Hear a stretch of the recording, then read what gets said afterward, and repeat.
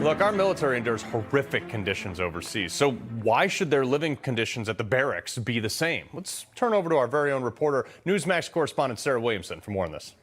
These conditions are really damning, what we've seen in this report. The Department of Defence is now coming under fire for these poor living conditions at the military barracks. I want you to check out these images here on your screen. Service members are living in this. Sewage overflow in the bathrooms, unsafe drinking water, mould, and even squatters. Now, not only is this a major health risk, but imagine what it does for their morale. Servicemen and women enjoy the ultimate liability clause in their contracts. They can actually die for their country. So when you sign up for pay when you start that's worse than a fast food restaurant, knowing that you could die for your country. The least we could do is put you in some place that's safe and healthy for you to live.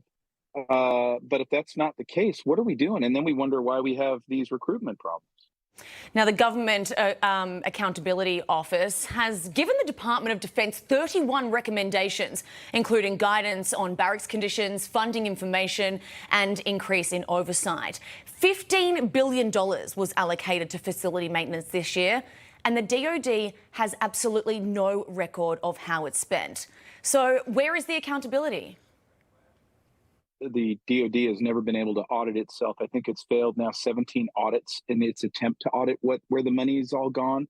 But we certainly can see trillions of dollars going to endless warfare that doesn't end to a good conclusion. Weapon systems that don't seem to work appropriately.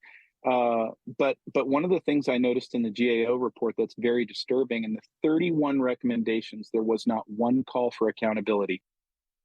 Now, what makes this even more sad is that these rooms are mostly occupied by the military's youngest and lowest ranking members. So as the General said earlier, it's no wonder recruiting numbers are so low. Carl? Yeah, it's awful, Sarah. Thank you for reporting on that.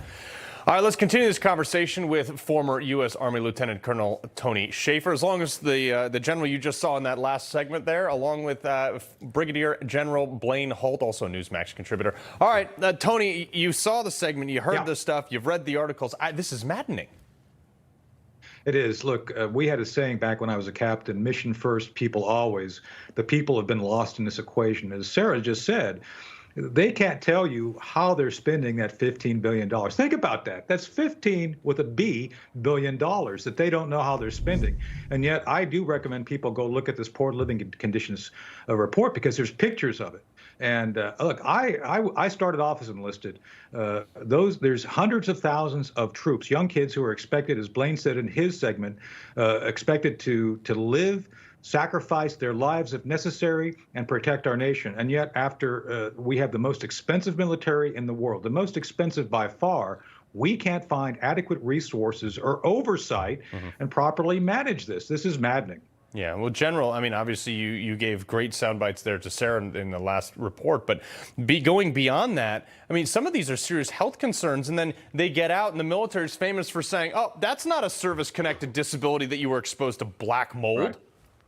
Right. What's a few burn pits between friends? Look, if you eliminated all the sound, Carl, from those images and just showed them, I would have told you, oh, that looks like the Soviet Union from the Cold War days. And that's why we beat them, because we took care of our people at a very high standard, and we expected very high standards from our people. So how would you hold these folks to these exacting standards and these high mission performances if this is the message that you send, that we care so little for them that we don't mind if they live in their own sewage? In fact, we order them to. Yeah, well, Tony, when I was over in Iraq, I mean, I remember one time they accidentally put diesel fuel in our water tanks for showers and things like that. Yeah, and they were like, oh, oops, it's going to be 2 weeks before we can get you fresh water.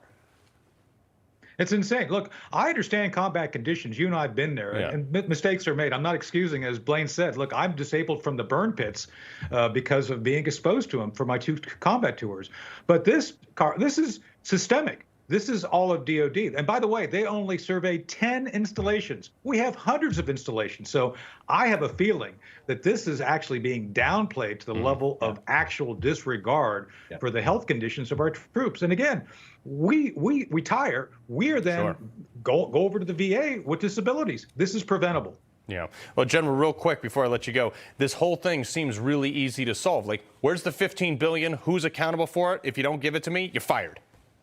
That's right. That's exactly right. But it gets back to what we've been saying now for years, which is there's no accountability in the national security team. And that could look like a failure in Afghanistan, a deterrable war in Ukraine, or more importantly, breaking faith with our soldiers, sailors, Marines, and airmen and guardians. And all I'm waiting to see is the resignations, because they need to come. Yeah. Well, Colonel Shaffer, General Holt, appreciate you sticking up for the boys.